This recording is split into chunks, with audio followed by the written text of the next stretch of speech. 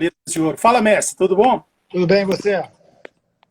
Uma honra conversar com você. Já tive a oportunidade de entrevistar para o canal MMA Debate já há mais ou menos uns 4 anos. Foi uma honra estar falando com você novamente. É sempre uma aula, né? Sempre enriquece a gente com a sua linda história dentro do mundo da luta. Como é que você Ô, está, mestre? obrigado aí pelos elogios e pela oportunidade. Daqui tudo bem, graças a Deus. Mestre, você se dispensa comentários, né? Existem algumas pessoas dentro do mundo da luta que dispensam comentários, você é um deles. Sua história no pano, tricampeão mundial de jiu-jitsu, tricampeão brasileiro, campeão do ADCC, no peso e no absoluto, além das super lutas que você venceu. E as que você perdeu só com pedreira, né? E assim, a sua história é fantástica, fora o seu cartel, que fala por si só dentro do MMA com 13 vitórias e apenas 4 derrotas. E sendo que o seu foco nunca foi exatamente só de lutador, né? Você sempre teve dividindo Sim. ali também como professor e mestre.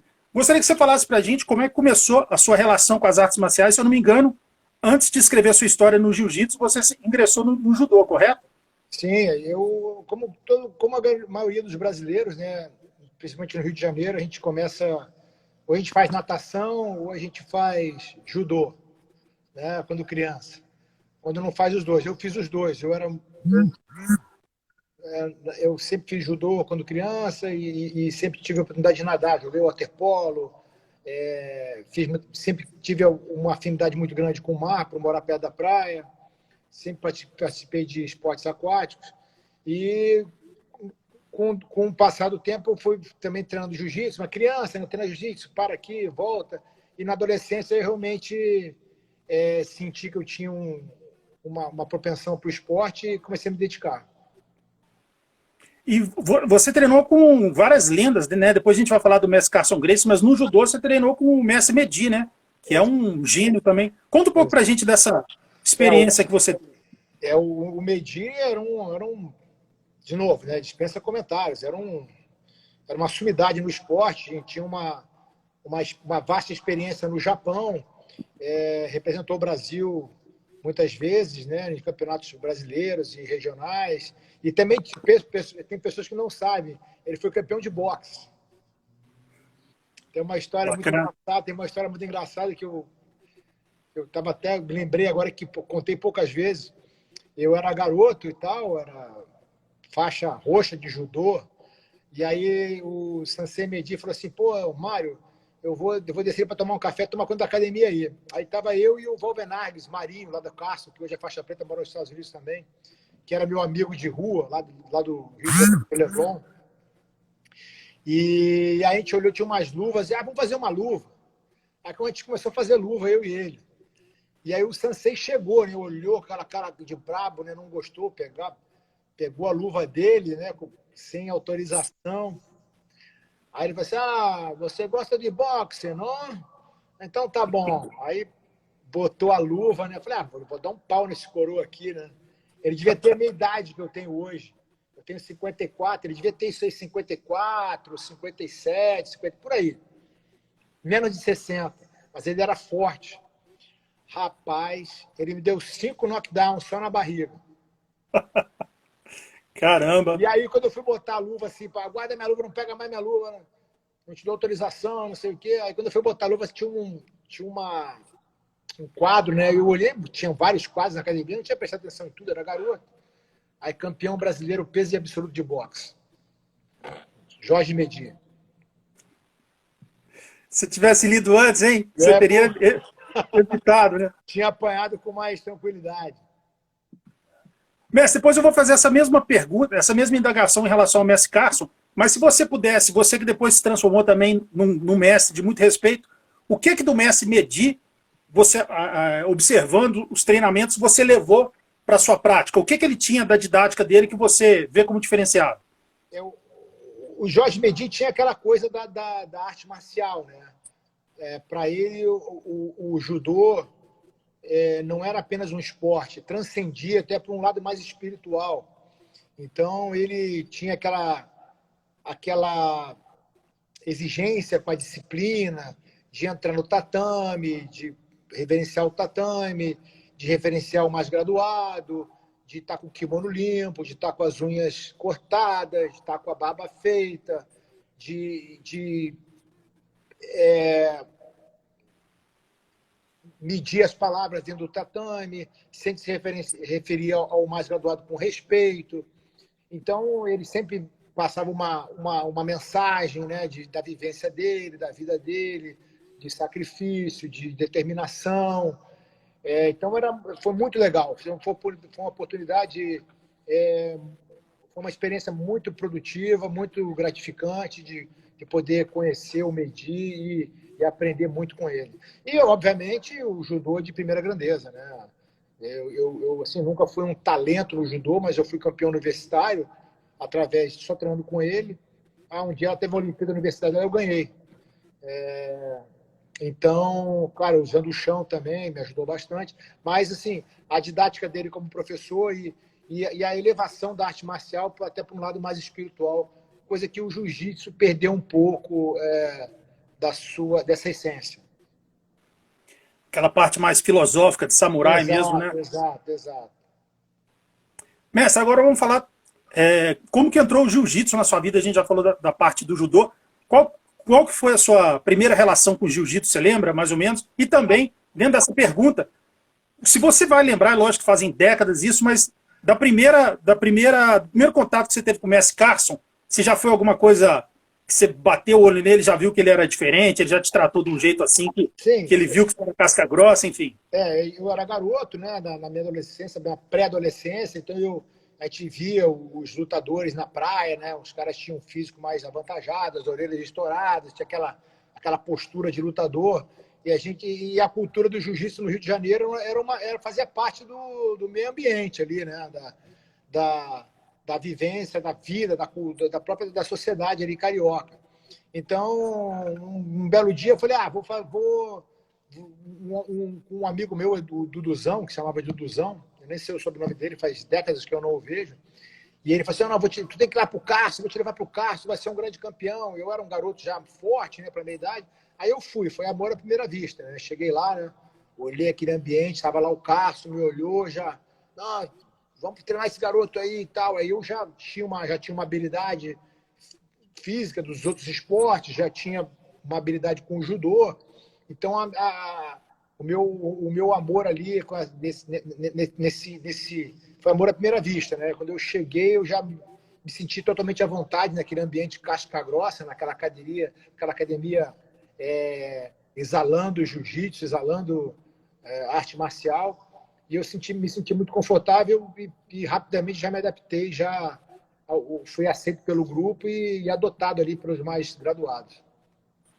E você lembra de algum detalhe nisso que o Paulão, por exemplo, que eu entrevistei, ele fala que o primeiro dia que ele apertou a mão do Paulão, ele falou, olha, ele chamou o Reison, né, o irmão dele, o mestre Reison, falou, olha aqui a mão desse menino, você vê, isso aqui é mão de campeão. Com você teve algum comentário que ele fez, que ele falava assim? Ele, quando já me viu treinando, já no começo, ele falou, isso aí vai dar bom, isso aí vai ser casca grossa.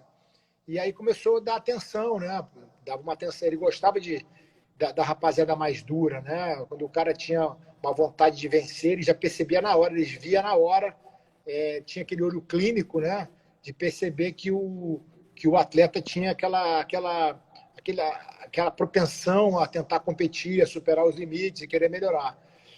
E aí foi exatamente isso que aconteceu. Pessoal da Sul Jiu-Jitsu aqui te mandando um abraço, né? Opa, manda um abraço para todos os pessoal da Sul Jiu-Jitsu aí. Saudades desse pessoal. Quando acabasse a pandemia, fazer aquela visita aí que a gente sempre faz.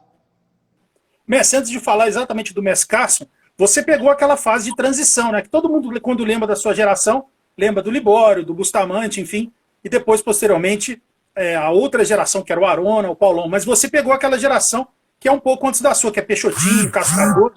Conta um pouco pra gente o tanto que esses talentos influenciaram você. Se eu não me engano, o Peixotinho, na época, até o mestre Murilo Bustamante, que eu entrevistei semana passada, ele disse que alguns segredos ali da guarda, enfim, que acho que com você ele também ensinou algumas coisas, né? De alguns pulos do gato. Sim, o Peixotinho era faixa branca, ele chegou na academia muito simpático, simpaticíssimo, um amor de pessoa, já me pegou assim, não, vou te mostrar uma passagem de guarda que ele gosta de fazer. E, olha, é incrível, ele me mostrou essa passagem de guarda e eu fiz ela a minha vida inteira. Inclusive, hoje eu dei um treino aqui na academia e eu fiz ela. Eu usei a passagem de guarda que ele me ensinou a vida inteira e, obviamente, eu fui adaptando para o meu jogo, dava uma mudada aqui, uma mudada ali, mas a passagem de guarda que ele me mostrou, eu usei a minha vida inteira. Usei no MMA, usei no grappling, usei para ganhar Abu Dhabi, os campeonatos de jiu-jitsu, tudo. A minha vida inteira eu usei ela e uso até hoje. Mestre, Graças ao grande mestre Peixotinho. Um abraço para ele se ele estiver me escutando. Se Deus quiser, eu vou fazer uma live com ele também. Já estou tentando organizar e vai ser muito interessante, até para essa geração que não conhece, né, conhecer essa lenda do jiu-jitsu. Antes da gente fazer aquelas perguntas que tem que fazer, que todo mundo cobra, né, que, da irreverência do Carson, a história do saco de laranja, aquele negócio todo, você vai ter que contar uns causos aí que a gente sabe. Mas vou fazer a mesma pergunta que eu fiz sobre o Mestre Medi. Qual foi a grande influência que o Carson deixou, o legado que ele deixou na sua vida como mestre, que você absorveu e falou, vou usar isso para sempre para os meus alunos também? Alguma metodologia dele, enfim. O Carson, ele tinha uma qualidade que foi marcante, né? Que ele conseguiu, com a simplicidade dele, reunir num pequeno espaço, né? Numa pequena sala, uma pequena academia, que era a academia do Carson Gracie, grandes talentos, né? E fazer com que esses talentos não só se desenvolvessem, mas também que esses talentos pudessem trabalhar juntamente para poder ter um crescimento junto, né? Ao mesmo tempo. E esse talento ficou aí externado com o sucesso da Academia Carson Gracie aí nos anos 80 e anos 90 e começo dos anos 2000 também. Mestre, agora antes de fazer as perguntas sobre os causos, sei que você ficou das competições da azul, eu li isso uma vez, da azul até a preta, você não perdeu, ninguém fez um ponto em você, não é? Conta sobre isso, que é uma façanha histórica, né? Isso aí foi até quem levantou, foi o Cássio, né? Eu me toquei e realmente eu parei, eu fiquei na faixa azul, a faixa preta, sem tomar nenhum ponto. Eu perdi a minha primeira luta que eu lutei na faixa azul, e aí depois eu vinha lutar com esse atleta mais algumas vezes, mais 6, 7 vezes, ganhei dele todas as vezes, inclusive finalizei algumas vezes, mas eu acredito que até no Carson, né, da metodologia que ele usava, ele me falou uma vez uma coisa que eu nunca mais esqueci, e eu sempre tentei passar isso para meus alunos, não só de jiu-jitsu, como de grappling, de MMA, né? Se você quiser competir, você tem que treinar da mesma maneira que você compete. E quando eu falo isso, eu não me refiro à agressividade, eu me refiro à estratégia de luta, né? Você faz um treino, então sempre quando eu treinava, eu me imaginava lutando. Então eu sempre tentava ganhar o treino. Sempre tentava, seja nas vantagens, que naquela época nem tinha, mas nos pontos, nas finalizações. Então eu sempre procurava estar ganhando e com aquele fighting mode na cabeça, né? Sempre ali tentando imaginar que eu estivesse lutando e estivesse ganhando a luta e administrasse a luta com um determinado tempo. Então isso foi muito interessante, que eu me sentia muito bem eu bolei uma estratégia de luta, né? Eu era muito agressivo, eu gostava de treinar em pé, eu sempre começava muito forte e imprimia um ritmo muito forte, e quando eu não conseguia fazer um ponto e administrar o ponto, eu ia batendo cabeça até eu conseguir cansar meu adversário, né? Então, como tinha eu sempre me considerei um cara muito bem preparado fisicamente, sempre isso acontecia, ou eu fazia um ponto no começo, ou eu subjugava o meu adversário no preparo físico. Quando nenhum dos dois acontecia, a luta era bem parelha e eu acabava ganhando na agressividade. Então, eu usei essa estratégia durante essa década toda, e o primeiro ponto que eu tomei foi contra o Gordo, no absoluto, de 97, que eu estava fazendo MMA, naquela época a gente tinha que se virar, né? Tinha que fazer MMA, jiu-jitsu, não tinha toda essa oportunidade que a gente tem hoje. Então, eu saí de uma luta de MMA, vou lutar o Mundial, me botaram no peso, eu ganhei, vai lutar um absoluto agora, mas eu não estou preparado. Aí eu fiz a primeira luta com o Saulo Ribeiro, ganhei bem, aí eu peguei o Gordo, ele me puxou para a guarda, para meia guarda, que eu não conhecia a meia guarda, ele me raspou. Aí eu tomei um ponto, né? Foi nesse ano, mas aí eu consegui passar a guarda e ganhei. E era a especialidade da casa dele, né? Ele foi o inventor, aí, o precursor da meia guarda. Com certeza. E assim, a luta foi tão dura que eu nem consegui voltar para a semifinal.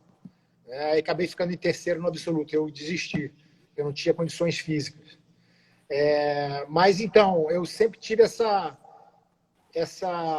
confiança, né? Sempre gostei muito de treinar. Eu sempre acreditei que eu não treinava para competição, eu treinava para ficar melhor. Então, para me tornar um atleta melhor. Então, quando eu tinha competição, eu estava muito bem preparado e sempre joguei para frente. Então, foi difícil de marcar em ponto em mim. Então, eu tive essa marca aí de uns 10 anos sem tomar um ponto.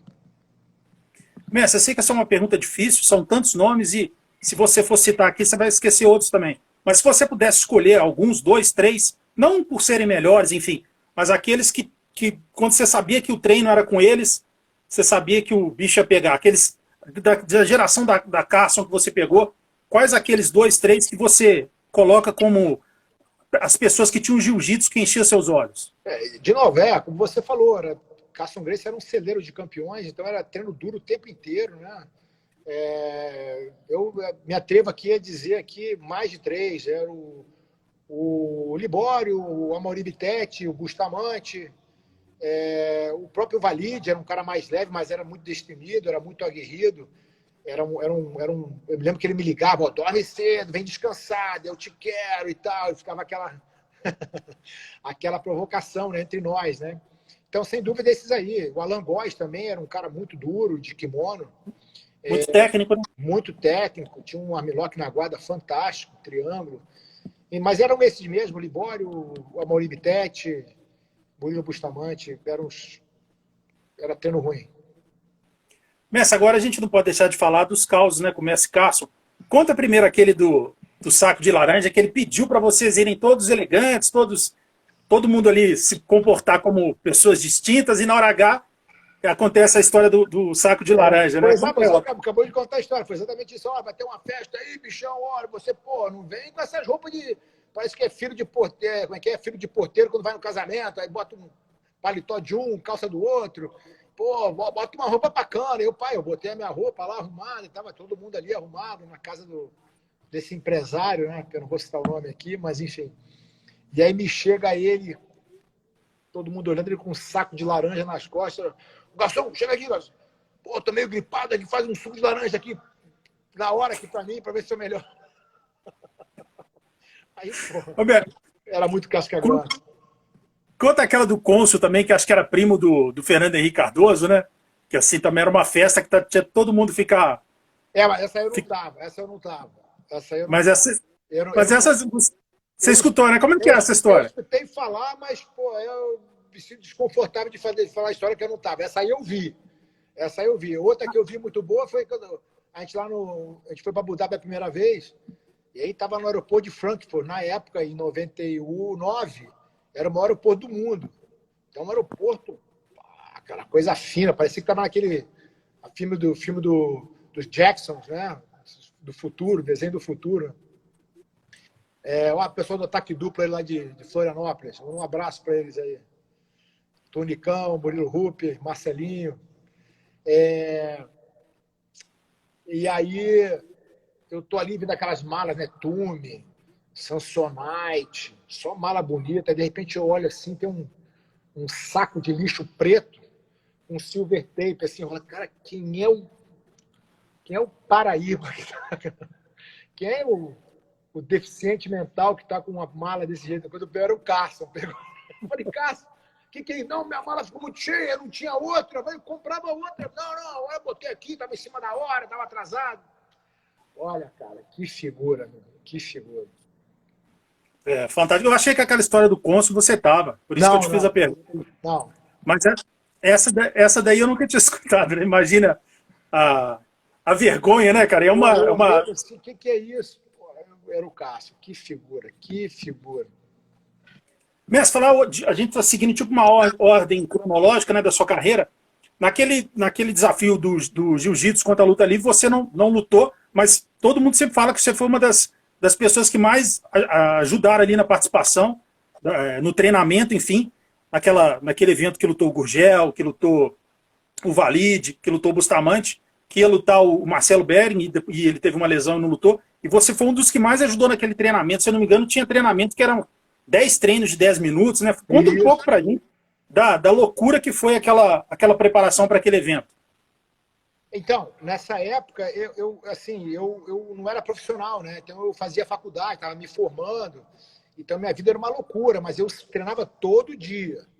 Aí eu fazia economia na UERJ e saía de carro já com material já para treinar direto. Graças a Deus o treino era meio-dia, 11h30, eu saía da faculdade e vinha direto para treinar. E aí foi muito promissor, porque eu tive aí o privilégio não só de participar desse momento histórico para o jiu-jitsu, né?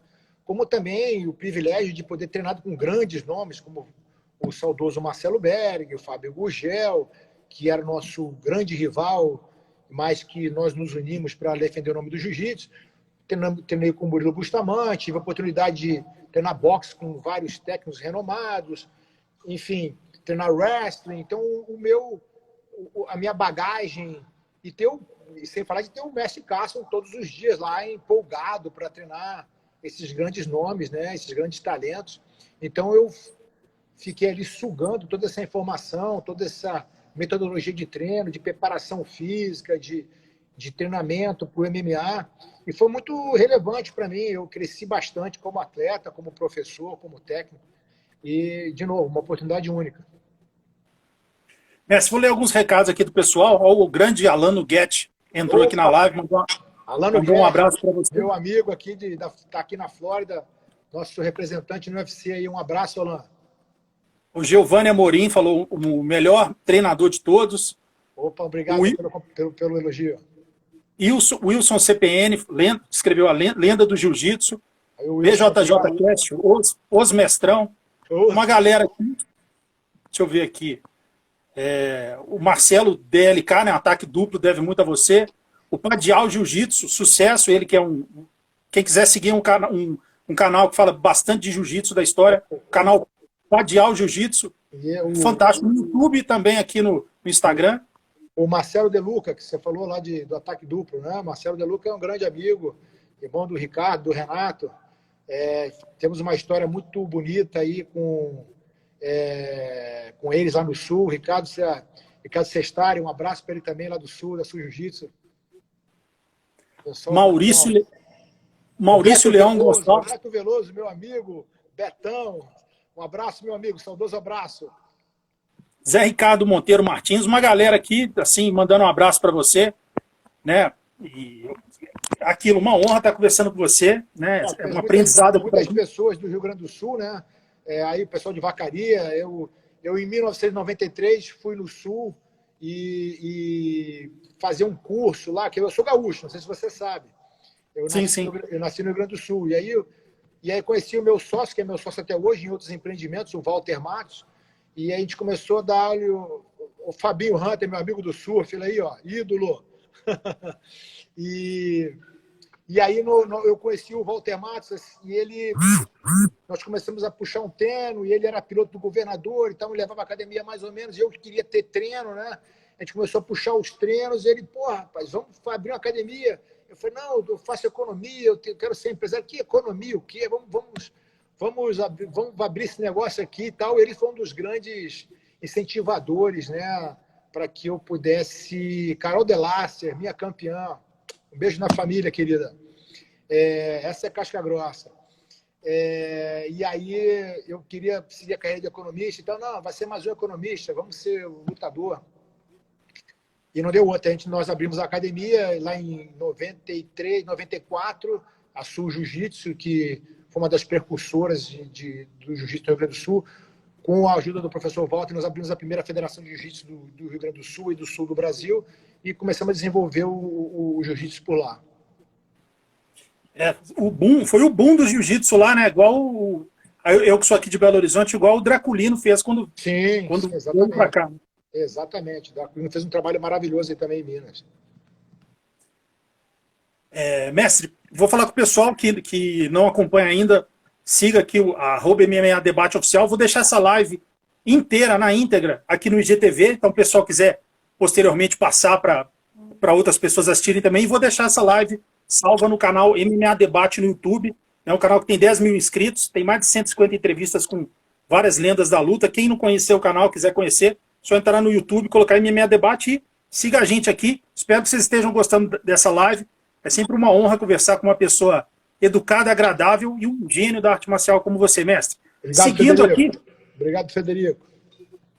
Seguindo aqui, mestre, agora vamos falar de outro capítulo, né? Eu sei que você é de uma família até às vezes um pouco diferente da maioria das famílias de lutadores. Você tem uma criação bacana, educada. Não estou nem falando em questão financeira, mas assim, de estudos, de ter a possibilidade de poder ter feito uma carreira fora da luta.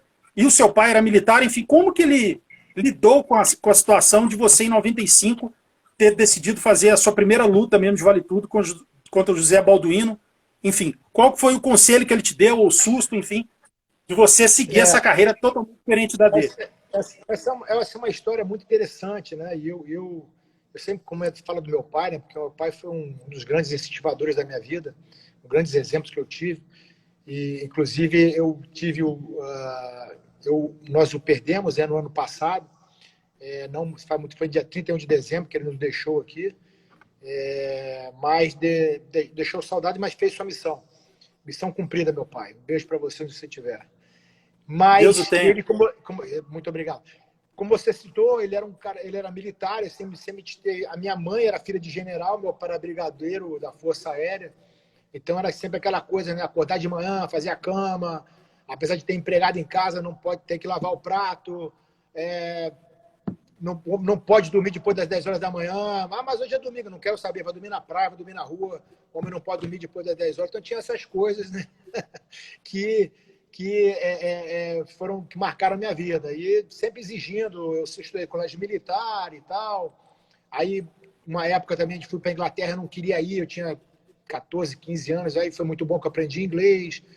E, enfim, ele foi um cara uma pessoa que sempre se mostrou muito interessado em que eu me formasse para ter alguma coisa no futuro, né? E aí eu cheguei num dilema. Eu era formado, eu estagiava na ESSO, tinha um estágio, que era um bom estágio, estava me formando na Federal do Rio de Janeiro em Economia, com um CR, né, coeficiente de rendimento bom, até acima da média, 7 alguma coisa. Tinha condição de continuar na carreira, e um belo dia eu recebi uma proposta para fazer o MMA.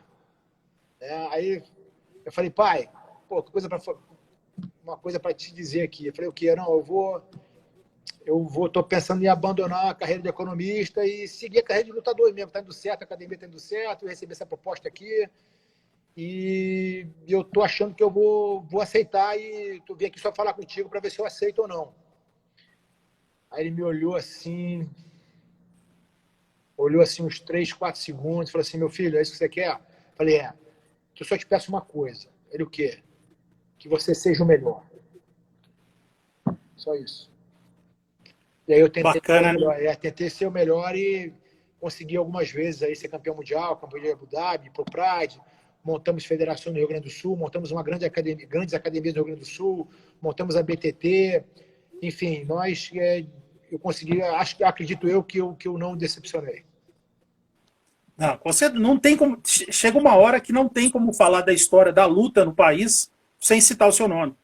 Seja como no plano, seja no submission, seja como lutador mesmo, e como coach, mestre, principalmente na época da BTT. Se a gente for falar de uma. Não tem como falar do Pride, por exemplo, sem em algum momento citar o seu nome. Seja como alguém que está no corner ou alguém que lutou, enfim.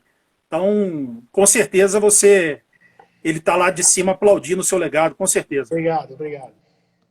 Mestre, agora falar apesar de você ter falado um pouco de algumas lutas, principalmente já com o Gordo, enfim, mas se você pudesse falar, você que foi tricampeão mundial de jiu-jitsu, e a última em 98 que foi no absoluto, você foi também bicampeão em 98 no peso e no absoluto no ADCC, acho que 98 foi o grande ano assim da sua história no grappling, além de ter vencido 3 super lutas também. Se você pudesse falar quais aqueles momentos, pode citar à vontade, mais de um, enfim, quais os grandes momentos que não saem da sua cabeça quando você lembra da sua trajetória lutando no pano ou no submission? Como você ressaltou, né, eu tive grandes momentos, tive muitos momentos maravilhosos. 98, sem dúvida, foi um grande ano para mim. 94, 95, 96 também foram grandes anos que eu tive no jiu-jitsu, no MMA. Minha carreira foi muito intensa nessa época, na década de 90. Mas, sem dúvida, no pano, um ano que foi muito legal foi o 98, que eu consegui ser campeão absoluto. E o que muita gente não sabe é que a primeira luta, eles botaram o Roleta para lutar comigo. O Roleta era mais leve, e ele veio da categoria de baixo, subiu para lutar comigo, e eu acabei perdendo para ele por uma vantagem. 4-3 nas vantagens. E aí eu fiquei com aquilo entalado, né? Eu acho que eu fiz uma estratégia errada, eu puxei ele para a guarda, enfim. E aí eu lutei o absoluto, já estava entalado, vou para o absoluto. Aí fui no absoluto, fui ganhando e caí com ele na final. Aí na final eu escutei um amigo meu: Zé Mário, para de pensar muito em fazer técnica. Tem que ser você mesmo. Liga a máquina e vai. Aí foi o que eu fiz. Eu liguei a máquina, comecei, e ele começou. Lutou muito bem. Ele é um atleta aí fantástico, né? Com aquele jiu-jitsu todo complicado. E aí eu acabei ganhando dele no mesmo dia de 4-3, nas vantagens. Foi uma luta muito apertada. Inclusive encaixei uma finalização, caiu por fora, ele bateu, não bateu, enfim, é outro caso. Mas um ano de 98 também foi muito bom, porque, como você sabe, eu ganhei o Abu Dhabi e do peso de absoluto, e acabei lutando contra o Roller no absoluto brasileiro e finalizei em 2 minutos e meio, alguma coisa. Essa história. Se eu não me engano, foi a primeira vez que um Gracie foi finalizado num Exatamente. evento Foi a primeira de vez que o jiu-jitsu. Grace foi finalizado num evento de jiu-jitsu. Só isso já vale uma carreira, ainda mais, né, de uma lenha. Esse também não tem como colocar a história do jiu-jitsu, dos mundiais, e não falar do Royler, né? O cara que lutou com várias gerações e sempre em super alto nível. Então, só de ter vencido ele dessa forma, não precisa de falar mais nada. Mestre, agora eu vou fazer depois eu vou fazer uma pergunta BTT específica ou... sobre o Carson, mas eu vou falar Em 97 você participou também, para falar também do seu legado dentro do mundo das artes marciais. Você participou dessa luta em 95, mas em 97, eu acho que foi o seu. Tirando as suas lutas famosas, aquela contra o Ninja, que mesmo sendo derrota, foi um Sim, grande minha momento. luta E a predileta, luta aquela. com, Minha luta e a predileta. luta com o Wolfschanchin, que foi outra luta histórica, mas vamos falar de um evento que muita gente não fala. Foi um evento que você ganhou em 97 e que você disputou um GP, 3 lutas e acabou se tornando o campeão daquele torneio. Até no final, acho que você lutou contra o. Acho que era Hassman. Esse cara era um cara muito duro. Chris Que ele Hackman ganhou. era uma lenda das artes marciais da Austrália. Esse foi um evento na Austrália em 97, dia 22 de março de 97, se não me engano. Recebi um convite porque um aluno meu que estava morando na Austrália acabou conhecendo o promotor do evento e ele me convidou. Aí foi o Carson, fui o Bustamante. E chegando lá, eram 3 da noite, né? Sem luva. Um round de 15. Então. Não, A 3 luta, rounds de 5. 3 rounds de 5, perdão. a luta mais dura foi a primeira, né? Contra o Foi a Vernon White. primeira Depois luta, porque eu tentei acelerar demais, aí deu sabe aquele cansaço de primeira luta? E aí eu fui enrolando, e aí foram 15 minutos. Aí, graças a Deus, foi a primeira do evento, então eu pude descansar bastante até fazer a segunda. Quando eu fiz a segunda.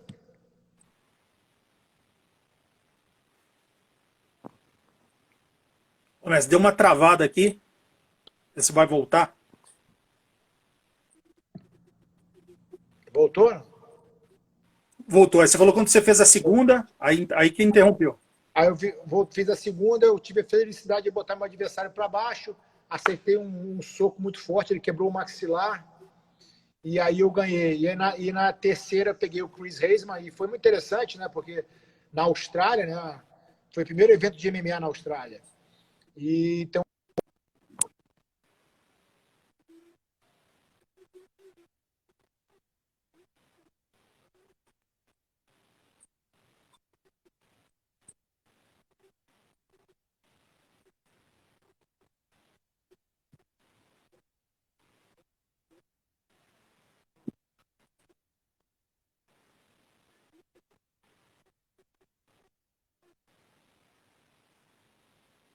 Ô, mestre, tá travando um pouco, acho que eu vou encerrar e começar novamente, pode ser? Tá. Opa! Fala, mestre.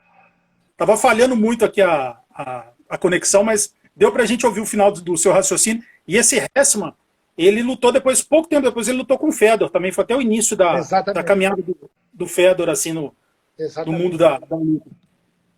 Pensa, agora vamos falar de um capítulo. A gente não vai entrar muito nele, porque você já falou tantas vezes nisso, não ficar aquela coisa repetitiva, que é a história da ruptura com o Carson. Mas eu queria te fazer uma pergunta, talvez de uma outra maneira, que não sei se alguém te fez. Então a gente sabe que você mesmo falou que chegou uma época, todos falaram que ele começou a morar nos Estados Unidos, então era difícil dele dar treinos, ele não estava tendo a mesma conexão com vocês, e vocês que acabaram sendo expulsos por eles, né? Algo que muita gente não sabe. Então, se puder contar, se não for problema, contar novamente essa história. E a outra coisa que eu queria te perguntar é sobre como que vocês, que nunca falaram nada dele, vocês sempre tiveram muito respeito por ele, vocês lidaram naquela época com que ele, daquele jeito dele, sempre falava com os creontes, então assim, ele abertamente falava nas revistas sobre vocês, enfim, como que você, por dentro, lidava com a situação de uma pessoa que era muito querida por você, falando, você entendia porque era o jeito dele, aquele jeitão dele e tal, e que no fundo ele gostava muito de vocês, mas era o jeito dele. Como que você lidava com isso, sabendo que você,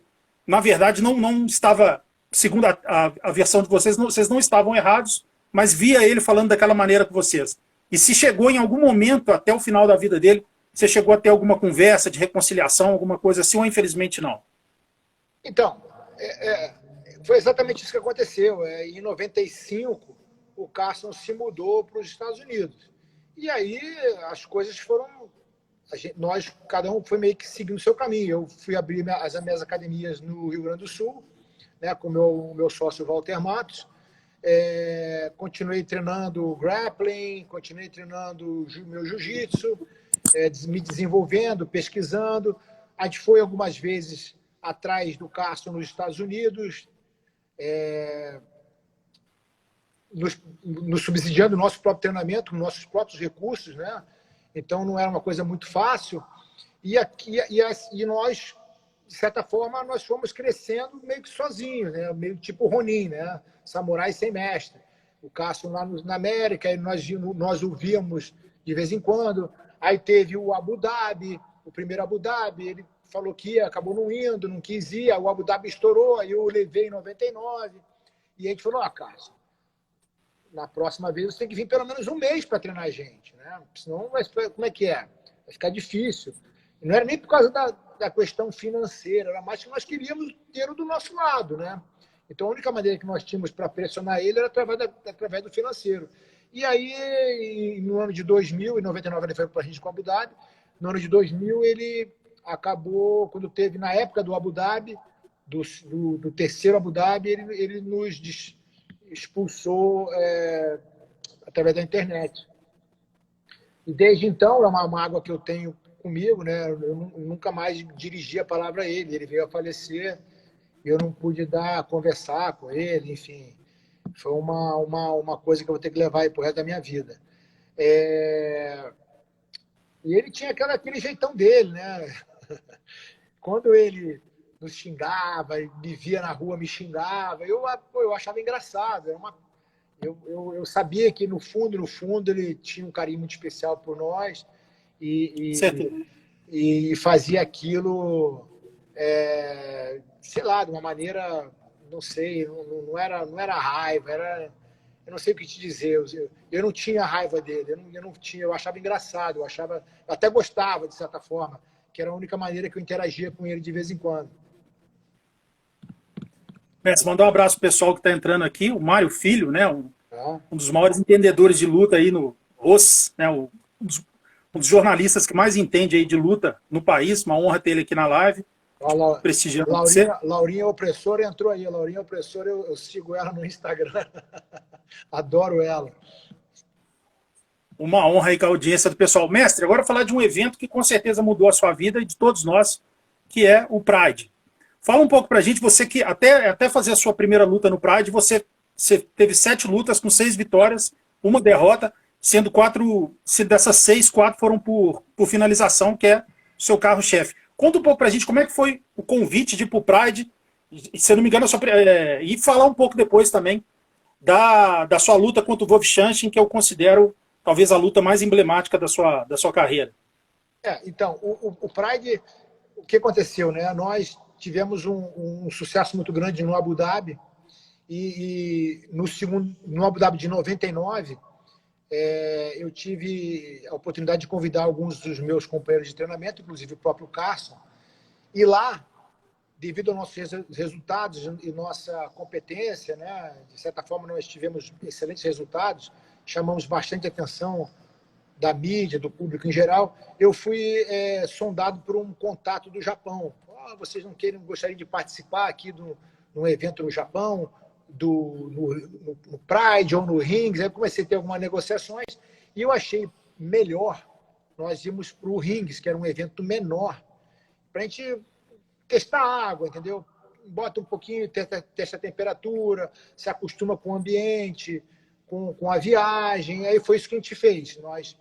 Nós começamos a ir para o Rings, no Japão, onde o Minotauro e o Arona representaram muito bem a nossa academia e o Brasil através do seu jiu-jitsu. Conseguimos se sagrar campeões no Kings of Rings, no peso pesado foi o Minotauro, e o Arona no Kings of Rings até 93. Então, depois que nós conquistamos esses títulos, eu também lutei num evento lá chamado UFO, que foi um evento único que foi muito grande, teve muita repercussão. E diante desses resultados, nós fomos convidados em grande estilo para ir para o Pride. Tanto é que o Minotauro acabou, na sua primeira luta, na sua primeira participação no Pride, ele lutou nada menos com o campeão do Grand Prix do ano anterior, que foi o Mark Coleman, e conseguiu uma finalização. E eu, no triângulo, né? Logo depois, na segunda, 2 eventos depois, se não me engano, fui convidado para lutar contra o Igor Vovchanchyn, que era o segundo colocado, então, do Pride. Então, foram grandes apresentações. Essa transição para a gente foi muito natural, né? Porque nós começamos com a BQT no ano 2000, e aí o Murilo estava no UFC, nós estávamos indo para o Japão, nós estamos com a academia bem ocupada, né? Bem movimentada. E foi nesse momento que os treinamentos começaram a se desenvolver, nós começamos a interagir com outros esportes, como o kickbox, o boxe, o wrestling. Então, foi muito importante para o desenvolvimento não só nosso, como do esporte em geral. Mestre, mas a luta específica do Vovchanchyn, se eu não me engano, eu vi uma entrevista sua que os produtores, tipo, não falaram claramente, mas dava a impressão que achavam que você iria perder, para ter aquele jeito dele, de nocauteador, e falaram, se você ganhar, você ganha o dobro. Tipo assim, você não vai ganhar mesmo, né? Então, o que aconteceu? Eu tava pressionando para lutar, né? E eu tinha muita carta na manga, né? Porque eu era um dos líderes da BTT. Então, era um cara que tinha um peso muito forte. Eu pressionando para eu lutar, eu quero lutar. Aí marcaram uma luta, e caiu a luta. Aí marcaram outra luta, caiu a luta. O atleta, eu nem me lembro mais, se machucou, não tinha. Aí, um belo dia, eu estava assim, você vai lutar no dia tal. Aí, até 3 semanas antes, não tinha adversário. Um mês antes, não tinha adversário. Aí eu estava subindo a rampa da BTT com o meu carro, assim, eu tocou o telefone aí, Japão. Aí eu, alô, tem uma luta para você. Você aceita? Eu falei, quem é? O Igor Vovchanchyn. Eu gelei, né? Eu falei, o Igor Vovchanchyn. Eles estão falando aqui que eles me deram a opção que se você finalizar, você vai ganhar o dobro da bolsa. Aí eu, dobro da bolsa, finalizar, eu aceito. Falei, tá bom, que bom, aceita. Pô, aí eu subi, falei, caramba, eu aceitei, rapaz, lutar com o Igor Vovchanchyn. Olha onde é que eu fui me meter. Aí foi muito engraçado, né? Porque o Igor Vovchanchyn era um cara, né? E ele tinha já um histórico muito bom contra lutadores de jiu-jitsu. Ninguém do jiu-jitsu tinha ganhado dele. Ninguém tinha ganho dele no jiu-jitsu, entendeu? Ele era pesado para a estatura que ele tinha, ele era muito pesado. Ele tinha 109 quilos e tinha 1,79 m, 1,78 m. Então era difícil, o centro de gravidade dele era muito baixo, era difícil de colocar ele para baixo. Ganhou 2 vezes do Maquer, ganhou do Carlos Barreto, ganhou do Chico Bueno, ganhou do Edson Carvalho. Então, enfim, ganhou de vários lutadores aí de jiu-jitsu. Com a mesma estratégia, não caía para baixo, ficava por cima, quando caía, levantava. muito ensaboado. Então eu vinha já treinando já uns 6 meses para essa luta. E foi engraçado que quando eu chegava assim, pô, e aí Zé Mário, você vai lutar? Vou lutar. Pô, que legal, vai lutar com quem? Ah, vou lutar com o Igor Vovchanti. Pô, boa sorte. Ficava todo mundo aquele... Mas, sem dúvida, lá o CEO do Pride, que era o Sakakibara, ele achou, como todo mundo, como de repente, acho que só eu acreditei que poderia ter ganho, que poderia ganhar a luta. Era uma luta muito difícil, mas você se define pelos desafios que você escolhe enfrentar. Então eu falei, não, vamos encarar isso aí. E aí eu treinei muito com o saudoso Luiz Alves, né? O Ebenezer Braga me ajudou muito também na parte de Muay Thai. Ele vinha me socar, eu entrava nas pernas dele, eu estava muito bem preparado fisicamente. E eu acreditei no meu treinamento. Quando começou a luta, eu já soltei 2 forte para tentar arrancar a cabeça dele fora. Ele defendeu, eu pulei na perna. Eu sabia que ele defendia bem o double leg, eu treinei muito single leg. E ele caiu, quando ele caiu por baixo, aí eu senti que ia ganhar. E aí acertei 1, 2, 3 socos fortes, ele ficou meio zonzo, eu fui cansando ele. Um jogo que eu uso muito no jiu-jitsu, que é de passagem de guarda. Eu quero passar, mas não passo, eu fico achando, deixo o adversário achar que vai defender e eu recupero a meia guarda, recupero. Ele foi cansando, eu fui vendo ele, a respiração dele ficando pesada, né? 10 minutos de Pride. Pô, falei, agora aqui que eu não saio nunca mais, vou fazer esse cara vomitar aqui em cima do ringue. E aí ele deu uma bobeira e no único erro que ele cometeu, eu capitalizei, que foi o Kadagatame, que é uma posição muito forte que eu tenho. É uma luta das mais emblemáticas da história do Pride.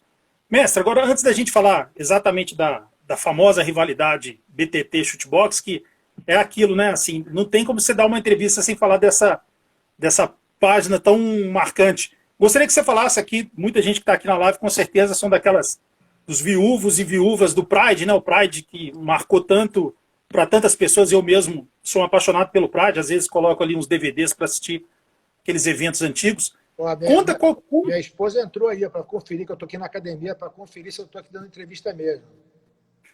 Ele está aí, pode ficar tranquilo. Ele não mentiu, não. Messi, como é que era aquela atmosfera toda? Você entrava lá, lutar para mais de 50 mil pessoas, o público japonês respeitoso, a Crazy Lady. Grande Jucão, meu amigo, Jucão, cara. Um abraço, campeão. Um abraço para ele. A Crazy Lady, né, que era a mulher que anunciava, gritava os nomes, Vanderlei, aquela coisa toda. Como que era toda aquela atmosfera do Pride? E se você também sente saudade, às vezes você fica lembrando das viagens ou coloca um DVD para assistir também. Conta como é que era aquela atmosfera que você viveu tanto. Eu tive o privilégio de participar aqui de alguns eventos do UFC. Né? Eu fui convidado em 2011, se não me engano, para ser o head coach aqui da Black Zillions. Treinei com o Rashad Evans, com o Alistair Overeem, enfim, com Anthony Johnson, Michael Johnson, Ed Alvarez, com o Gilbert Durinho, Vitor Belfort, enfim. Então eu fui em alguns eventos do UFC. Tive a chance de treinar aqui agora em 2017. Treinei muito lá com o Harry Hooft, lá no Stanford MMA, com Michael Johnson, até o Kamaru Usman também. Foi lá em 2011, eu conheci lá na Black Zillions. Enfim, eu tive a oportunidade de conhecer o outro lado também, de uma outra era do MMA, que foi o UFC, o novo UFC, né? Porque nós temos o UFC de 92, quando se iniciou, e depois o UFC teve uma explosão em 2007, 2008, quando o Pride caiu, o UFC decolou. E uma coisa não está necessariamente relacionada à outra. Né? O UFC, eu acho que com aquela questão lá da casa e tal, eles despontaram, criaram aquele novo modelo. Mas assim, eu tive a oportunidade de ir no UFC. E realmente o UFC é um grande evento, né? Mesmo porque é uma máquina de eventos, né? Eles fazem uma escala tão grande, todo final de semana quase nós temos eventos. Mas o Pride foi o Pride. O Pride tinham grandes lutas. Eu acho que o o round de 10 minutos fazia com que a luta se tornasse uma coisa mais realista em termos de arte marcial, não aquela coisa mais de esporte, né? Com regras, regrinhas aqui, 5 minutos aqui, 2 minutos. Não, era 10 minutos e pisão, joelhada no chão, chute na cabeça. E, obviamente, o público, né? O público japonês, pela educação e a tradição nas artes marciais, né? Tudo aquele legado histórico do povo japonês no que se refere à cultura da luta, a cultura do esporte de luta, né? Das artes marciais, que transcende, como o Medi fez também, né? Como transcende o esporte, vai mais para a parte espiritual da coisa, por assim dizer. Então você tinha aquele povo, e eram públicos de, no mínimo, 50 mil pessoas, 60 mil pessoas, 70, 80 mil pessoas. Aquele silêncio todo, eles batiam palma para todo mundo. E era um grande evento, era um grande show, com fogos de artifício, toda uma preparação, a apresentação dos atletas. Eles faziam questão de ressaltar a história do atleta, a academia do atleta, coisa que não é feita, os técnicos do atleta, coisa que não é feita hoje no UFC. Então, assim, no meu entendimento, foi o maior evento de todos os tempos. Concordo. E acho que muita gente que está assistindo aqui vai assistir depois também concorda. Messi, antes de falar exatamente do capítulo da sua luta contra o Murilo Ninja, Martim, tem que falar agora sobre a rivalidade. Martim, um abraço, meu amigo. Tem que falar exatamente da rivalidade entre chutebox e BTT, que começou quando o Messi Rudimar soube que acho que o Yamamoto ia lutar contra o Assuero e o Minotouro deu um treininho ali pro Assuero, e ele pegou essa informação, ele mesmo conta hoje em dia rindo e tal, que ele botou pilha no pessoal, olha o que eles estão fazendo, olha só, tal. E aí, pouco tempo depois, foi o famoso café da manhã. Conta pra gente se você estava nesse dia e realmente se o clima, mesmo sendo profissionais e tudo, se você temeu pelo pior ali, que o clima realmente ia terminar num confronto mesmo entre o Arona e o Vanderlei. Vamos lá. O que aconteceu? Assim, a culpa foi toda minha, tá? A culpa foi toda minha. Eu, na ânsia eu era o empresário da BTT no Japão, era o representante do Japão lá. Então, eu queria promover meus atletas. Estava chegando, né? O Minotouro estava chegando. Então, o Yamamoto ia lutar com o Assuero Silva, que era da Chutebox. E quando a gente chegou, logo no primeiro evento, a gente já sentiu um clima, né? Porque até então a Chutebox eram os brasileiros, eles estavam meio que comandando o show, e chegou a BTT já com grandes nomes, com a tradição no esporte, né? E o Minotauro já ganhando, finalizando o Mark Coleman. Então, ficou aquele clima de muita testosterona no ar, né? A gente se cumprimentava, mas aquele jeito sério, né? E o que aconteceu? A Motoko Shida, que era a minha parceira no Japão, representante do Pride, Mário, olha só, nós estamos fazendo uma promoção aqui com o Yamamoto, vai ser muito bom para a divulgação do nome da BTT, do nome de vocês. A gente queria botar ele para treinar com vocês antes da luta aqui e tal. E eu falei, claro, vai ser ótimo. E aí eu, né, por respeito ao Rudimar, falei, Rudimar, olha só, está acontecendo isso, o Yamamoto vai vir treinar com a gente.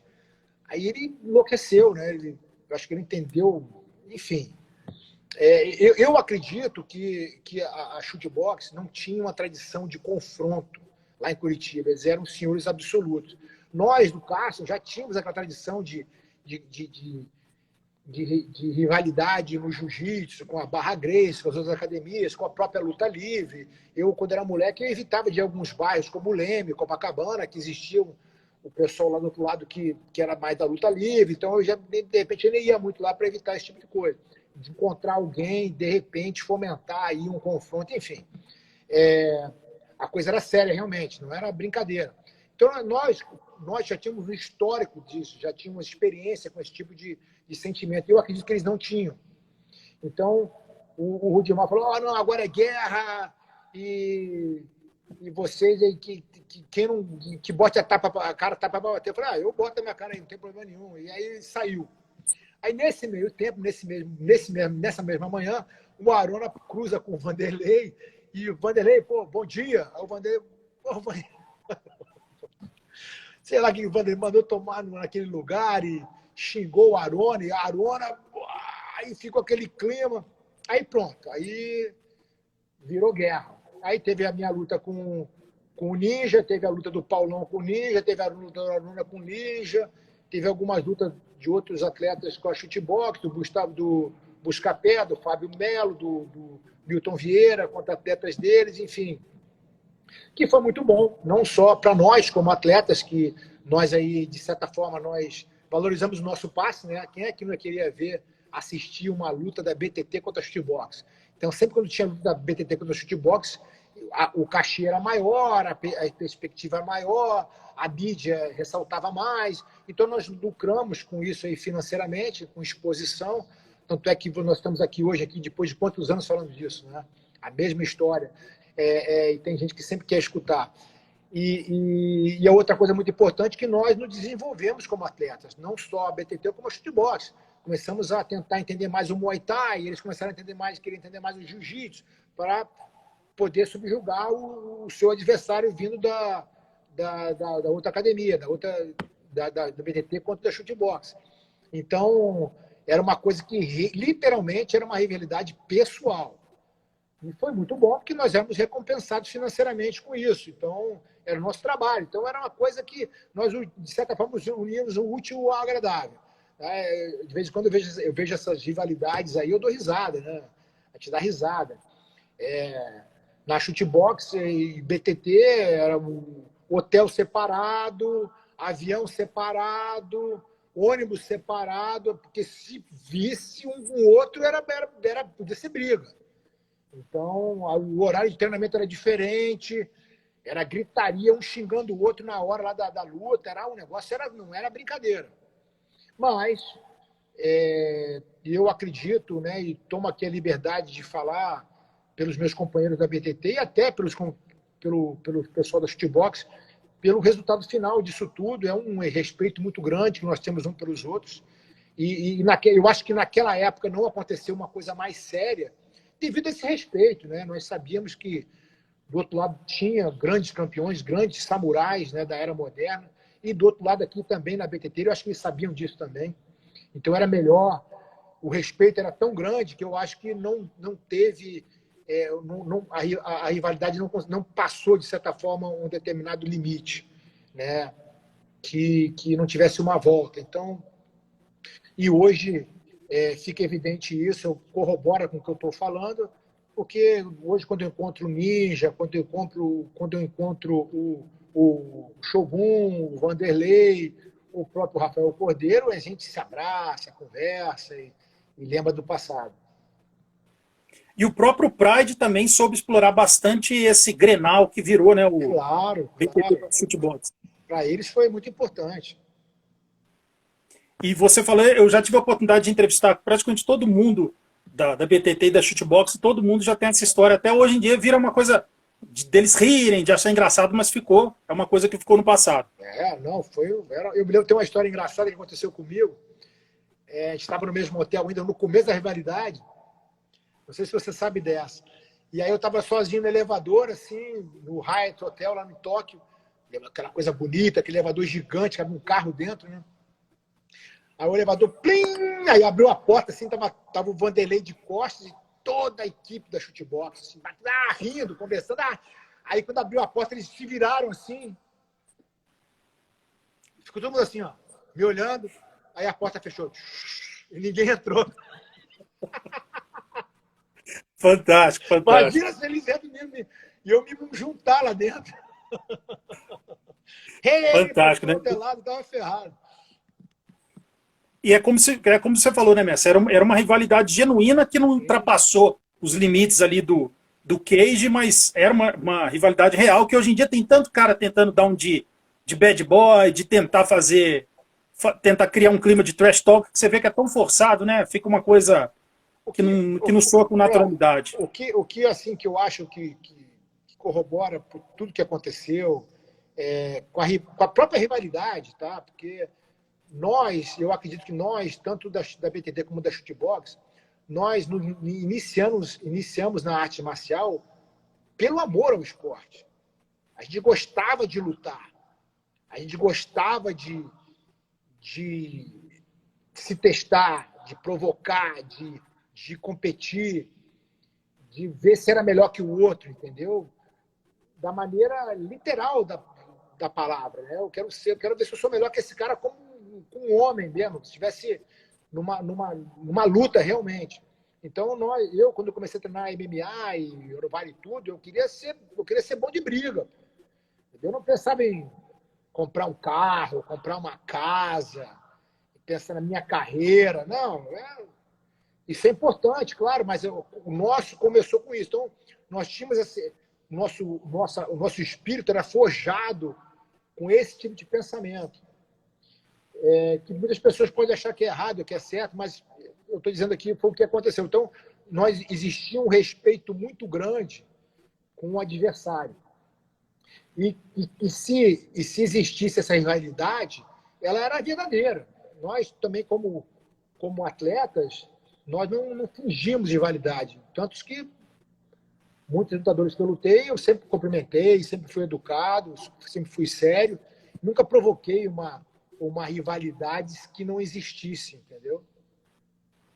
Mestre, falando nisso, e ninguém melhor do que você, com a sua importância, com o seu legado, falar sobre o tema, se não quiser criticar abertamente, enfim, eu gostaria só da sua opinião da situação e a que ponto que chegou e qual que é a sua visão como uma lenda da arte marcial e do jiu-jitsu. Viu a situação, você falando que nunca foi de provocar ninguém, esse tipo de situação, e a gente viu a história do Gordon Ryan com o André Galvão, que chegou naquele ponto. Como que você viu aquilo tudo e qual que é o pensamento, a conclusão que você chega desse tipo de situação de trash talk, de um lutador utilizar a rede social para provocar, enfim? É exatamente isso que a gente acabou de falar. Eu acho que, no meu entendimento, tá, e que me perdoe o André Galvão, que eu admiro muito, respeito muito como atleta e tenho muito apreço por ele, ele não estava preparado para uma rivalidade dessa. Então, esse trash talk se tornou uma coisa tão comum que eu acho que ele foi surpreendido por 2 tapas no rosto e ficou sem saber o que fazer. Eu tenho certeza que se eu tomasse um tapa na cara do Vanderlei, do Murilo Ninja, do Shogun, do quem for, se eu tivesse um clima de desavença, e na minha vida eu só tive clima de desavença no esporte com a chutebox, quando eu chegava perto do pessoal do chutebox, eu já chegava meio de lado, já esperando o pior. Então, hoje em dia, se tornou uma coisa tão comum, tão notória esse trash talk, que algumas pessoas, acredito eu, e essa é a minha avaliação, a avaliação do Zé Mário, é que as pessoas não estão preparadas para o pior. Não estão preparadas para o escalonamento do segundo estágio, que é o físico. Fica aquela coisa muito mental, de bababá, estamos separando, mas quando tem um confronto, ninguém está esperando isso acontecer. E eu acho que foi isso que aconteceu com ele. Bacana, bom esse seu depoimento, né? Ninguém melhor do que você, com certeza viu ali tudo. Mestre, agora falar sobre a história, sobre a luta, que apesar de ter sido uma derrota, foi uma das lutas que mostrou ali do que você é feito também, além da parte técnica, todo o espírito. Né? Que depois que você tomou o knockdown, estava claro que você não estava com condições, mas você foi até o final. Parece que foi uma vitória sua contra o Ninja, o fato de você ter ido ali contra um cara bem mais novo, em todo o gás, e você conseguiu ir até o final. E foi uma luta que ele não conseguiu te nocautear nem te finalizar. Conta um pouco pra gente sobre aquela luta. E, se eu não me engano, uma vez eu entrevistei o mestre Bebel Duarte. Ele disse que na hora que ele estava no seu corner, que ele ia colocar o protetor bucal na sua boca, você falou com ele, ele falou alguma coisa que você não esquece a tática, não. Aí você falou com ele, eu vou sair na porrada. Que aí ele até acha que você perdeu por causa disso, que você que sempre foi muito inteligente na luta, aquele dia você levou a coisa pro pessoal e se perdeu um pouco na tática. Conta um pouco pra gente dessa batalha campal que foi a sua luta contra o Murilo Ninja. Vamos lá. Foi uma das poucas vezes na minha vida que eu botei a emoção na frente da razão. Eu que sempre fui um cara que sempre, de novo, botei a razão na frente, acabei sendo cooptado, por assim dizer, né, pelas circunstâncias. E eu falei, não, eu vou sair na porrada com esse moleque. Foi exatamente isso. Eu fiz uma estratégia, E na hora eu olhei e falei, não, eu vou trocar com esse cara em pé. E 10 segundos ele me acertou um soco no queixo, eu caí, machuquei meu joelho, fiquei grogue, nem lembro direito da luta.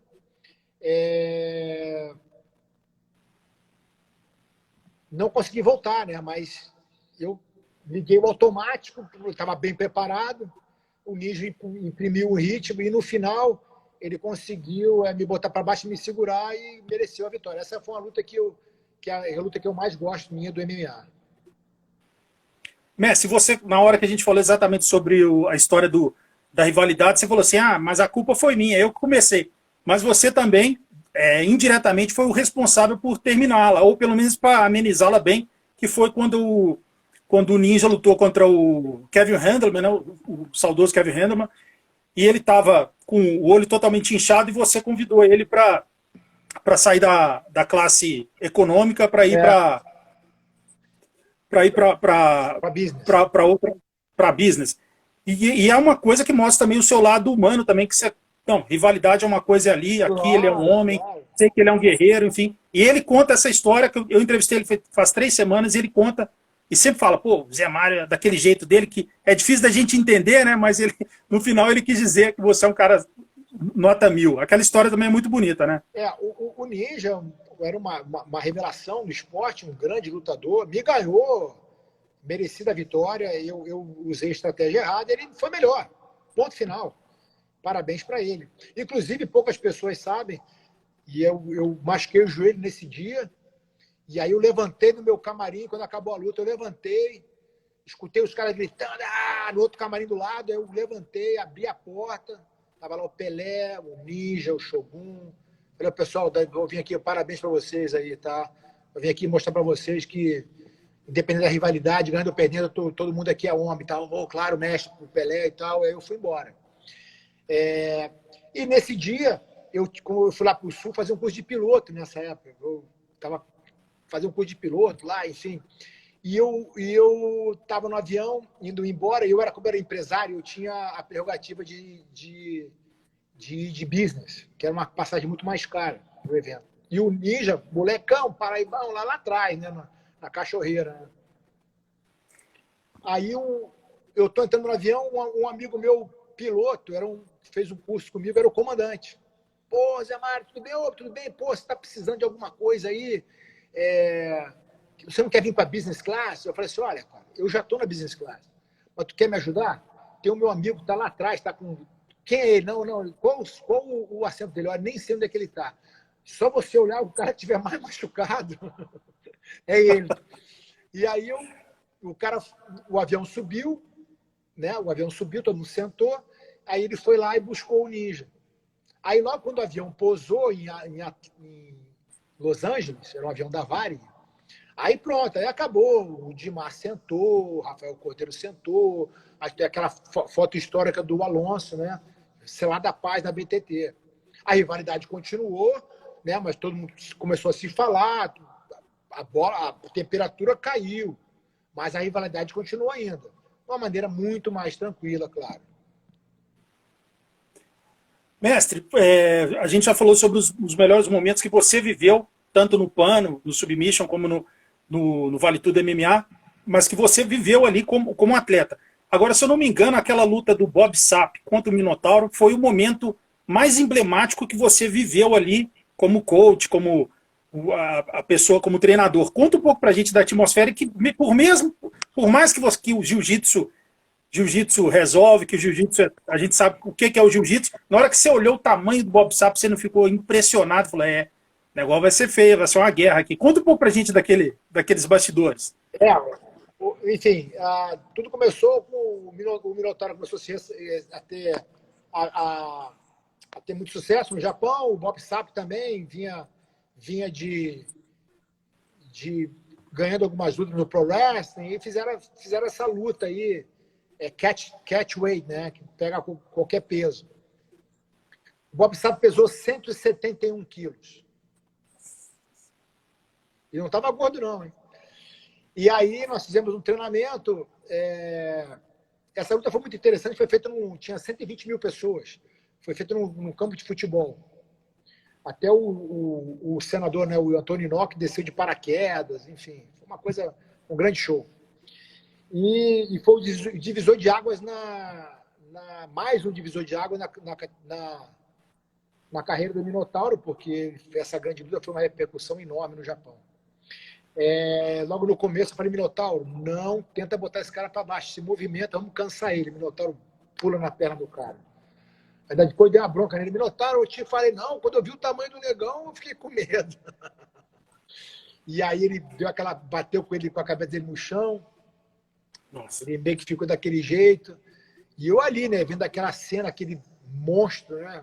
Parecia um gorila, literalmente um gorila gigante, batendo no Minotauro, e o Minotauro guerreiraço, né? Saindo, usando toda a sua técnica de guarda, defendendo. E eu achei que o Bob Sapp ia cansar. Ele não cansou no primeiro round.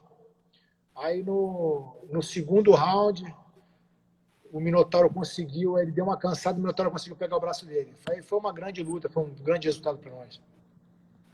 E o Minotauro tem até um highlight dessa luta na internet, que no final ele sai, você abraçado com ele, e não, mestre, tipo assim, ele estava totalmente dolorido, né? Nos dias seguintes deve ter sido terrível, né, para o Minotauro. Olha, vou te falar uma coisa, cara. O Minotauro, ele é um monstro, viu? Porque eu tinha um óculos grande que eu usava. Na época, todo mundo fazia chacota comigo, mas depois virou moda o óculos grande, né? E aí ele foi lá no meu quarto, mancando, todo quebrado. Parecia que tinha brigado com 1000 gatos, né? Aí ele chegou assim, pô, mestre, me peça o teu óculos aí, vou dar uma saidinha. Pô, Minotauro, pô, você vai sair, cara? Eu vou sair e tal, vou para uma festa, aí, não, jantar, não sei, não, mas volta cedo, que amanhã tem entrevista. Não, tá bom. Aí eu desci, no outro dia de manhã, tô descendo no café da manhã, 8 da manhã, 8h30 da manhã, tô descendo no café da manhã, e conto com o Bob Sapp no elevador. Opa, Mário, tudo bem, tudo bom, como é que você tá?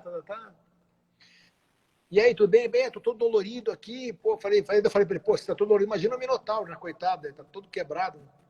Rapaz, a gente tá descendo, quando a gente tá saindo pro café da manhã, quem é que tá chegando da festa? Minotauro. O Bob Sapp, não acredito. Não foi sair, não foi curtir, foi comemorar, só voltou de manhã cedo. Esse é um capítulo daqueles que mostra, né, o que o famoso jiu-jitsu salva, né? Mestre, a gente está indo já para as perguntas finais. Eu não me lembro a pessoa que fez a pergunta aqui, mas se você teve alguma luta que você, na época do Pride, gostaria de ter feito e não fez? Olha, eu talvez gostaria de lutar de novo com o Murilo Ninja, né? Apesar de achar que ele mereceu a vitória, eu acho que eu poderia ter lutado um pouco melhor e talvez até poderia me sair vencedor, mas isso passou. Eu sempre fui muito feliz na minha carreira, não só no grappling, como no jiu-jitsu, como no MMA. Lutei com grandes campeões, fiz grandes lutas em todos esses esportes e tive algumas derrotas também para grandes campeões. E todas as minhas derrotas, eu te confesso que elas serviram de aprendizado e muito mais do que as minhas vitórias. Então, depois que eu pedi para o Ninja, eu me tornei um atleta muito melhor, uma pessoa muito melhor. Mas eu não tenho essa pretensão não, de lutar com um ou com o outro. Eu sempre tive a cabeça muito resolvida nesse sentido. Falar com o pessoal que essa entrevista está em 2 partes aqui no IGTV do @MMA Debate Oficial. Eu salvei aquela primeira parte, a gente está fazendo essa segunda parte, que o Messi teve um problema na conexão rapidinho, que a gente já resolveu. Eu espero que vocês estejam gostando da live, né? Espero que vocês estejam gostando aí.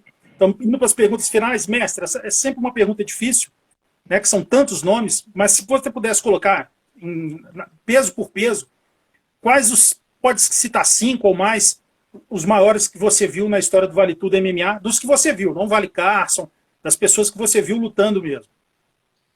Que eu vi lutando, sem dúvida, o Minotauro, Emelianko Fedor, um atleta fantástico. Paulo Filho, Ricardo Arona, Murilo Bustamante também, grande atleta. Podia ter ido muito mais longe, mas infelizmente o destino naquela época do UFC, não conseguiu terminar a desavença lá com o management do UFC. Poderia ter sido um grande campeão, botar o nome no Hall da Fama, era muito talentoso. E eu vi também o Vitor Belfort. O Vitor Belfort foi um grande atleta. Já fiquei no corner também do Anderson Silva, na época que ele treinou conosco. Grande atleta. E vi lutando de perto o John Jones, quando eu fiquei no corner do Vitor Belfort e do Rashad Evans. Então o John Jones era realmente um nome promissor aí que ainda tem muita lenha para queimar. Você falou de dois nomes aí que eu particularmente sou muito fã, que é o Minotauro e o Fedor. E a gente vê assim, hoje em dia tem tanto lutador que não tem um milésimo da história desses dois e é de uma marra, né? De uma, assim, o cara já tem um estrelismo que o cara não tem história para isso. E o Minotauro, assim, as vezes que eu tive a oportunidade de conversar com ele, sempre super educado, humilde. E o Fedor, todo mundo fala que é impressionante o tanto que ele era humilde. Você que já esbarrou com o Fedor 1000 vezes nos eventos, enfim, ele de fato era esse poço de humildade mesmo? Olha, eu interagi com ele algumas vezes, sempre o via lá, ele sempre foi muito simpático comigo, só que ele não falava inglês, né? Depois ele deu uma melhoradinha. Uma vez ele veio com um passaporte assim, Maio. Aí me mostrou assim a data de nascimento dele. A data de nascimento dele era a mesma da minha. Nasceu no mesmo dia que eu, dia 28 de setembro. Então, muito educado. Minotauro também nem se fala, né? Tive o privilégio de conviver com o Minotauro há muitos anos, Minotauro também. Mas sim, monstros do ringue. Que fica aí de exemplo essa nova geração, né? Se espelhar tanto na parte técnica quanto na parte de samurai, de educação, de respeito aos oponentes, à imprensa, enfim, é muito importante. Mestre, lógico que você está com 54 anos, se a gente fosse fazer um evento assim de novo de grappling, um ADCC da vida com lendas, ali na sua faixa de idade. Estou dizendo que você está velho, não, é experiente, mestre. Chamar o Papai Noel, o Matusalém. Não, claro, da minha faixa de idade, acima de 50 anos, eu não só no jiu-jitsu, como no grappling, até no MMA, eu gostaria de fazer mais uma luta, sem dúvida nenhuma. Então aí você, do MMA eu nem sabia. Então vamos fazer o seguinte, se pudesse fazer uma super luta de novo, pudesse escolher alguém, uma revanche com o Libório, vamos supor, ou ir no MMA, quem que seria? Você pudesse lutar com um cinquentão também. Olha, eu acho assim, eu não tenho essa pretensão. Se algum evento me propor uma luta, querer fazer um revival do meu passado com outro grande nome que despontou no passado, qualquer pessoa, eu não tenho, de novo, eu não tenho, eu quis lutar com o Ninja naquela época, mas não aconteceu, e não tenho, assim, prefiro me resguardar e não criar nenhum tipo de mal entendido e dizer algum nome aqui, prefiro aceitar qualquer coisa de qualquer pessoa mais ou menos da minha idade. Não, mas pelo menos você já deixou aberto que se existir o evento com as regras certas, com a idade certa e com o cachê certo, você estaria disponível. Pessoal da X-Gym aí, um abraço. Não, pô, cara, de novo, cachê nem... Não tenho essa pretensão. Eu gostaria de lutar mesmo, me ver lutando, mostrar para minha filha, que fez 16 anos agora, que não teve que nasceu em 2005, eu me aposentei em 2007 do MMA, então ela não me viu lutando profissionalmente. Então, se eu pudesse fazer uma luta de MMA e poder levá-la para assistir, eu ia ter muito orgulho disso. Bacana, tomara que algum promotor de algum evento esteja ouvindo isso, porque seria prazeroso para todos nós também. E essa ideia de um evento de lendas, todos, lógico, com a mesma idade ali, seria muita gente tem interesse nisso. Até porque para muitas pessoas o auge do Vale Tudo MMA é quando a gente teve a maior quantidade de ídolos, né? Eu sou um que gosto muito dessa fase ali dos anos 90 até 2005, é a fase que eu mais curtia mesmo o mundo da luta. Mestre, agora conta um pouco pra gente como é que está o seu atual momento, né? Onde que você reside, suas academias, onde que você dá aula. Conta um pouco pra gente, pessoal, que não sabe. Eu estou morando em Miami agora, né? Em 2015, a crise aí no Brasil fez com que eu pensasse um pouco na minha família, resolvi vir para cá e o veículo que eu utilizei foi o jiu-jitsu. Eu tenho uma academia de jiu-jitsu aqui, ó, Inclusive, eu estou na academia, olha aí, ó. Lugar bacana, hein? Estrutura top. Lugar legal, tem um tatame bom aqui. Tem alguns negócios no Brasil ainda, com o meu sócio Walter, tem as academias no Brasil, aí com o professor Elias, que é o meu soldado na região. Represento aqui a AJP, que é a Associação de Jiu-Jitsu a Federação de Jiu-Jitsu lá de Abu Dhabi. Nós fazemos eventos aqui nos Estados Unidos. Tem o Elias, que representa o Brasil na AJP também. Enfim, não tenho o que reclamar. Tenho reconhecimento de vocês aí pela minha história. De vez em quando a gente bate um papo do old school aqui, das grandes batalhas do passado. Treino meu jiu-jitsu todo dia, faço saúde, enfim, não podia pedir uma outra vida. Ô, mestre, antes de fazer o encerramento, falar com o pessoal que eu vou deixar essa live salva aqui no IGTV, do @MMA Debate Oficial, e vou colocar ela amanhã no YouTube, no canal MMA Debate. Quem puder, se inscreva no canal do YouTube MMA Debate e siga aqui o @MMA Debate Oficial. Espero que o pessoal aí tenha gostado da live. Mestre, espero que você tenha gostado das perguntas e, novamente, falar que é uma honra conversar com você, e você é uma das poucas pessoas que, de fato, pode falar que teve uma história de ouro dentro do mundo da luta, né? Como lutador no pano, como mestre, como lutador de submission, como lutador de MMA, que você teve 17 lutas com 13 vitórias. No pano, você foi tricampeão brasileiro, tricampeão mundial. Você foi bicampeão mundial no ADCC, no mesmo ano, peso absoluto, além de tricampeão da superluta. Além de toda a sua história, seu legado, durante anos e anos, sem nenhum, seu nome está sempre envolvido em coisas boas, coisas positivas. Todo mundo que eu sempre converso sobre você, que foi seu aluno, as pessoas têm as melhores referências e histórias sobre você. Então, assim, você é de fato uma daquelas pessoas que a gente pode chamar de mestre na acepção da palavra. E é sempre uma honra conversar com você. Espero que você tenha gostado. E gostaria que você deixasse o recado final para o pessoal do MMA Debate e todos os seus milhares de admiradores no Brasil e no mundo todo, mestre. Primeiramente, obrigado aí pelas palavras. Eu te agradeço todo o carinho e principalmente a oportunidade de poder relembrar aqui os grandes momentos da minha carreira como lutador. Desde já desejo muito sucesso para você aí no seu site aí, com o MMA Debate Oficial. E para quem está nos ouvindo aí, que bons treinos, continuem lutando sempre para frente e sem medo de ser feliz. Muito obrigado mais uma vez por tudo. Abraço, mestre. Abraço ao Gustavo Coelho também aí, ó. Forte abraço. Sangue bom. Um abraço. Obrigado. Abraço.